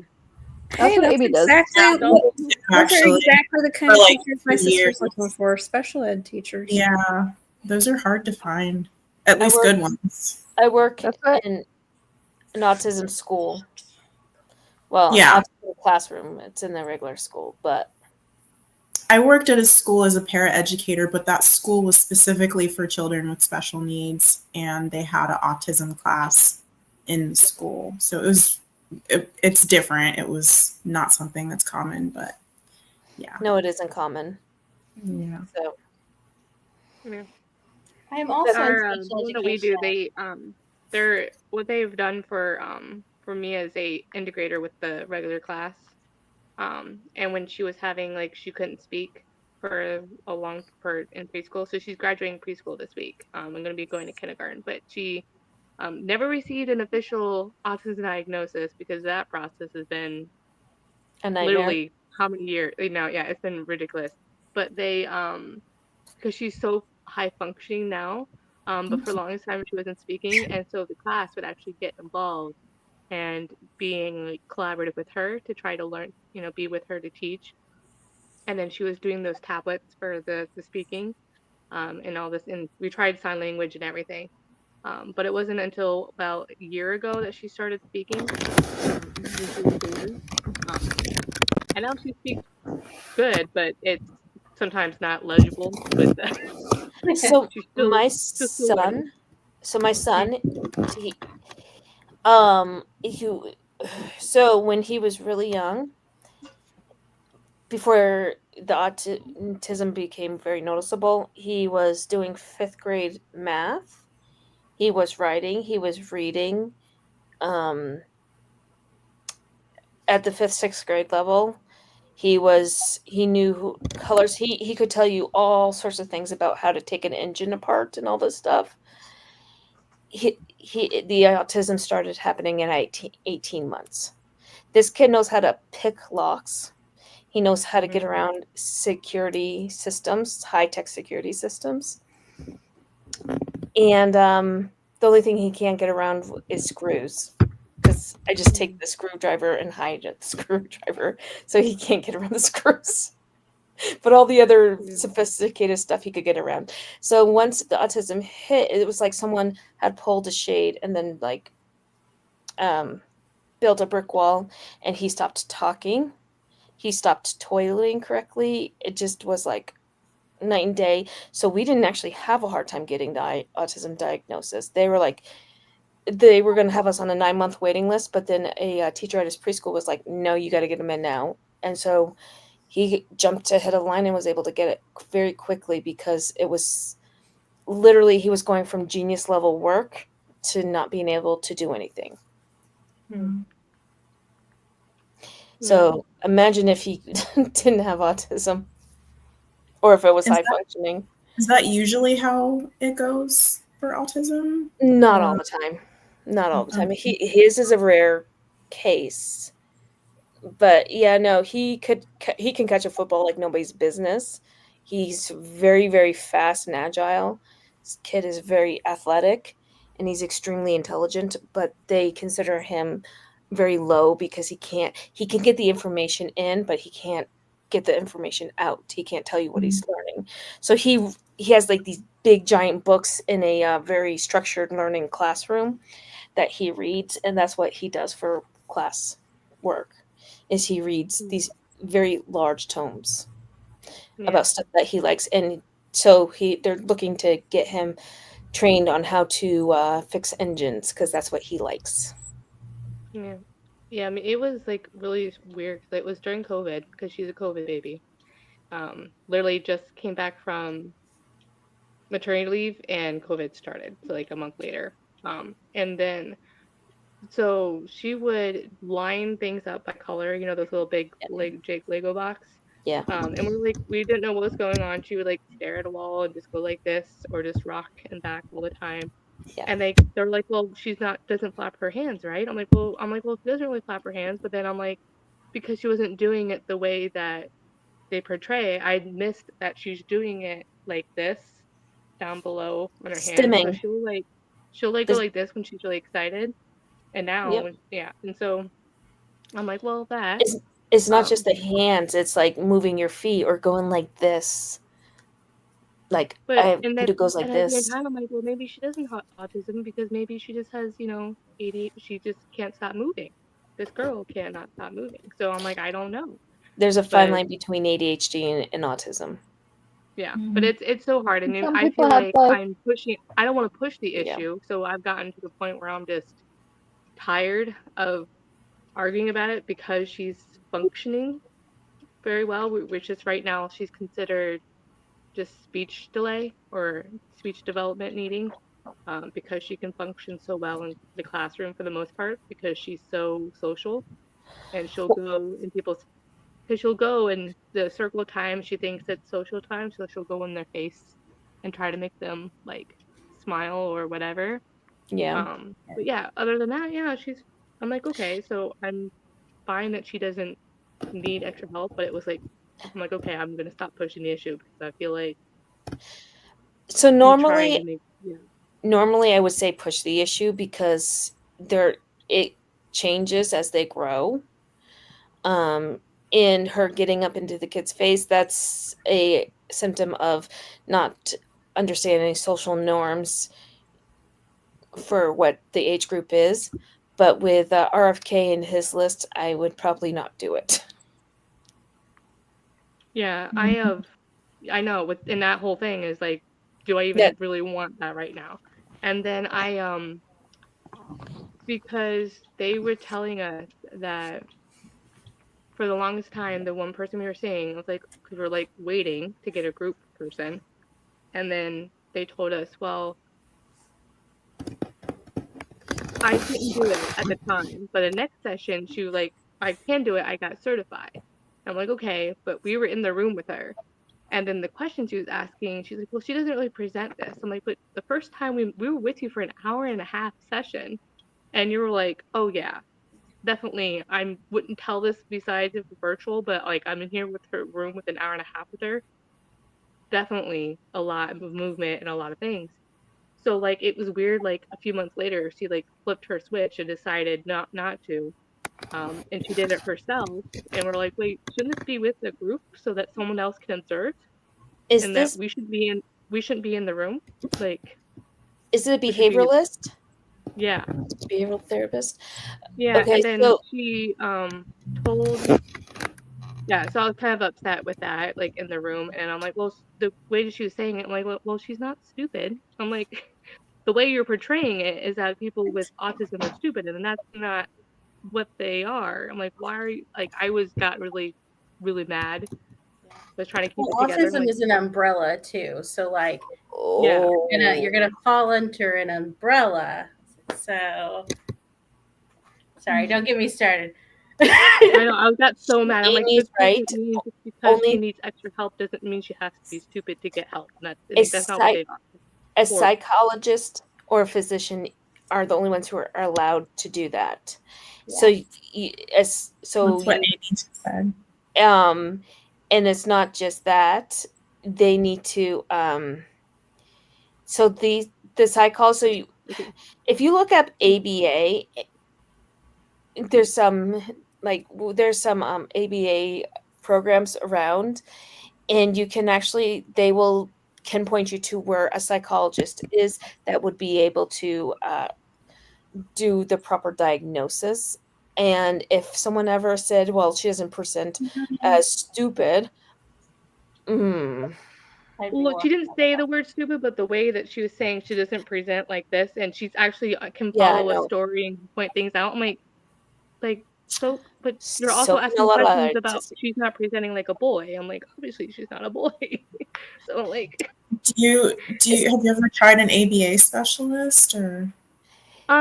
we have been we just got her actually getting her tonsils out, so we were so focused on trying to get her other things, so we were trying to pick our battles. So to be honest, we just got beaten down by exhaustion of the waiting, and then so we're just like, this battle first is get her, which we did this past winter. She got her um tonsils taken out and everything so that she actually can speak even better since that, because that obviously was a hindrance, um because we would be going to the ER all the time because she literally could not breathe when she would get sick. So we had to get her and like, go to the ER to get an inhaler just so she could breathe because she would be freaking out. Yeah. My son would push the code blue button in the hospital. He loves buttons. But no, Yeah. so a ABA specialist, they can actually do the diagnosis. She has to go to a clinical psychologist, and they can do it. There's a fine line between how females presents with autism and ADHD versus male. So ADHD males generally are very hyperactive. They're the cliche version of it, whereas ADHD females are we're very messy. That's the best way to put it. We're scatterbrained, but yet we thrive in order. We need order, but we don't have order. Yeah. Listen, I've lost so many different things. I found out my sister has ADHD, and I'm like, well, she's like, I was doing all this. I'm like, so you mean that maybe that's because that's while I was the weird girl all growing up at school, that maybe that's also where Mia got it? No. I'm like, well, Mom, but yeah. So I was like feeling that way, but sorry, this got really personal, but No, you're fine. No, actually, when so sometimes I'll just stop talking when we're having a conversation. That's a symptom of ADHD because my brain is about 20 steps ahead of the conversation, and I have to backtrack and remember what I was going to say. Same. My head gets ahead of me when I'm trying to talk, and that's why I always stutter when I'm trying to do videos. Is because I'm saying a word, but it's not the word that's coming out of my mouth sometimes either. So good night, Becky. Good night. Yeah, so that's why. But yeah, well, thanks for the chat on that. On that little depressive note, I guess I don't know. Crystal, if you ever want to like pick my brain because I do kindergarten special education, let me know. Okay. Like privately, if you'd like to. Yeah. The place next to us, it wouldn't take insurance, and they said it would basically cost $10,000 to go through their process. What? And I was like, the insurance should be covering that. They said that they don't take insurance, so I'd have to figure out if my insurance would take it, and American insurance, pay you back or whatever. Yeah, and I'm like 10,000 just to go to get diagnosed. I'm like, that sounds ridiculous to me. It sounds ridiculous, but that diagnosis can change a lot of things. Yeah. So, like maybe not in this administration. At this point in time, I'm not with this administration. I probably won't, just because of everything. But I know when I had to pay for my own diagnosis at one point. This is when I was in my 20s, and I have PTSD and a couple of other things. I had to pay for my own diagnosis, and my therapist was very, very helpful. She charged me the minimum that she could, but there was because there's regulations. I don't know that she charged me anything for her actual services, but in order to administer various tests, she has to pay licensing fees, basically. Yeah. Because that stuff is all intellectual property. Yeah. So it didn't cost a whole lot, but it cost a fair amount, and that was all licensing fees. Yeah. Because I didn't have insurance. So. Yeah. Yeah, and it's funny because my sister actually is a teacher at a school that she helps. She's part of the ADA thing. Yeah. So, I like that so many of us. I like that so many of us either have worked at schools, do work at schools, or have something to do with like education. It seems like that's the majority of people here. I'm just in the corporate girly though. That's only me though. But yeah, I have family that's in education, so yeah. Yeah. Yeah. Yeah. Yeah.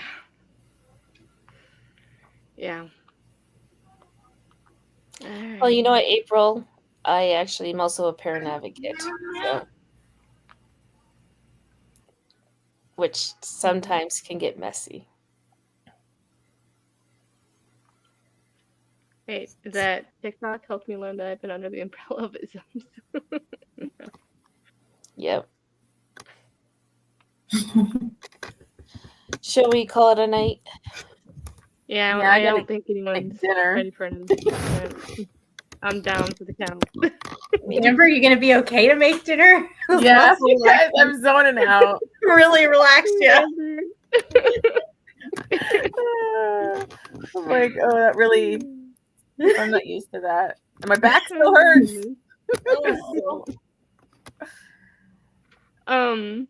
I totally forgot, Affy, because you made a good point. I forgot that a lot of people are in California term too, so I might just make it to 3 p.m. tomorrow, so that way 12 p.m. PST, that way you guys can actually get 12 p.m. too. I was just realizing now, like, oh yeah, you guys only have 3 hours. Yeah, when you said that, I was like, oh, yay, 12. And then I was like, no, she's talking about EST, so that's not going to work. So let's just make it 3 p.m. EDT, so that way you guys can get the noon as well. Okay. Thank you. Yeah, thanks. Yeah. Plus, we don't have our live show till 8, so they'll still give me a few hours to do all the wrap-up stuff on the numbers. Are you just going to announce the winners during the show, or are you going to we'll do the announcing of the winners, and then we'll do giveaways. So you should just call Team Pirate now and let's be done with it. Nice try. Nice try. We'll just travel back in time and fix your. Sorry, what was that? No, I said I'd be interested. Sorry, guys. Oh my god! It was just a dumb time travel joke I was making. I don't need to do that, actually. No, I would say it's gonna be interesting what governance does. Because I think there's quite a few people that, like, I know Amber logged a whole bunch that they hadn't logged through the whole month. So that's gonna be interesting. Well, I missed the deadline last week. I totally thought it was like 7 p.m. Eastern Standard Time. I was like so behind. I've been so like just behind and everything. And so I was like, oh, cool, I have time, I can do it. And then I was like, oh, no, that was the morning. So, like, I probably, my like I said, the Gremlin autocorrect probably did it to me. And then when I went back to edit it, like right after, so you probably saw it as soon as I posted it. And I'm like, gosh darn it, every time I have to edit it because I never get it right. I read through it and then it still doesn't do what I thought I read. Well, and I know, like, our geek. We've been last place, way behind everybody the whole time. So I'm like, oh, I don't know. I mean, I'm reading more this month than I've read in months, so I'm hitting it, but that's good. Same. I think. Let me look. Hi, Catherine. Well, I know a lot of people on my team were like really having reading slumps and things come up when I saw in our last chat, and I was like, oh, because one of them I know she reads like even more than me, and so I was like, oh, we're gonna be set, you know, but then life happened. Right? It's always the way. Yeah. I know whenever I read dark or gothic, well, not dark romance, at least not contemporaries, but dark historicals and gothic, it always takes me longer to read the books, and then I need more downtime between books, you know, so it's not just, I think that's a particular subgenre that kind of has a lot of I've read recovery time. Bye, Abby. Bye. I've read 33 books in May. Would you put your paws down? That's awesome. I'll probably have more than that. Yeah, I think that's around where I'm at right now. With like these 2 books. I don't know. But like my problem too was I was doing the Mafia readathon, so like I had to, and it was 10 days, so I had to like just read Mafia. Plus I have all these arcs and ALCs. But I was like, oh, that'll help me because at least that'll count for dark romance. I just wasn't getting those good historical romance points for a while. Yeah. And I've had so many arcs and ALCs, which I do it to myself every time, but I'm like, okay, I gotta try and get those done and fit in my historicals. Like, so I was trying to do as much governance as I could this week, but I was reading entirely physically, so I've worn myself out. Oh yeah. Yeah, I haven't listened to anything. I don't really listen to audiobooks very much at all. and most of it has not just been physical reading, but actual physical books as opposed to e-reading. But I've done some of that too, more than usual. It's just nice to get a new way of reading in. I do audiobooks a lot because when I'm doing like research or stuff or writing goals or putting in data or stuff like that, like really mundane stuff, if I don't have something going on, my brain will just shut down. I have to have 2 types of stimuli just to be able to focus.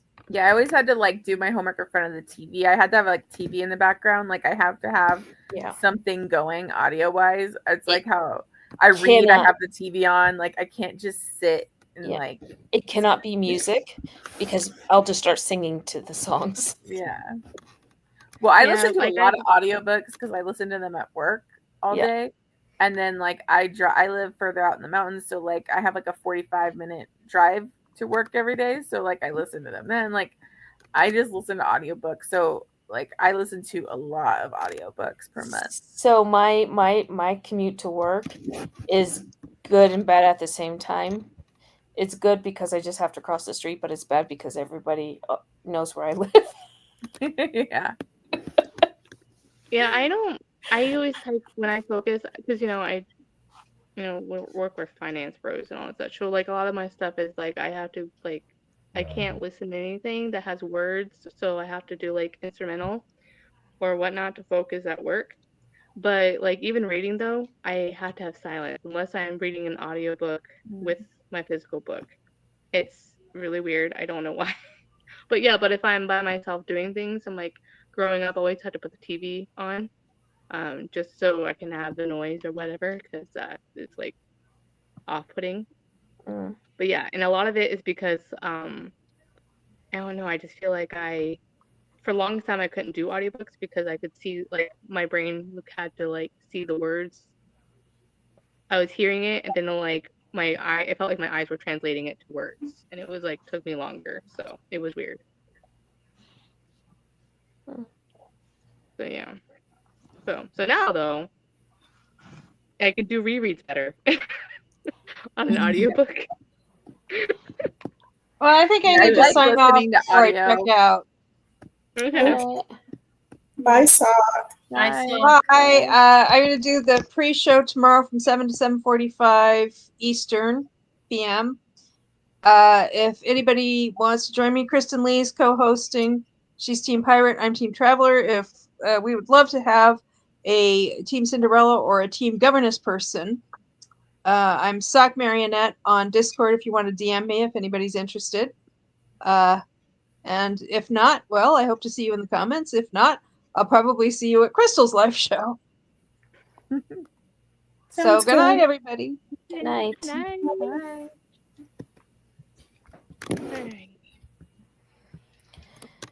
All right. Are we? Yeah. Are we all calling it? I think so. I'll call it. Okay. Sounds good. All right. So you guys have until 3 p.m. EDT tomorrow to give the West Coast some time. Thank you. Okay. Well, happy reading. Bye, guys. See you tomorrow. Thank you guys. Bye, guys. Bye. Bye.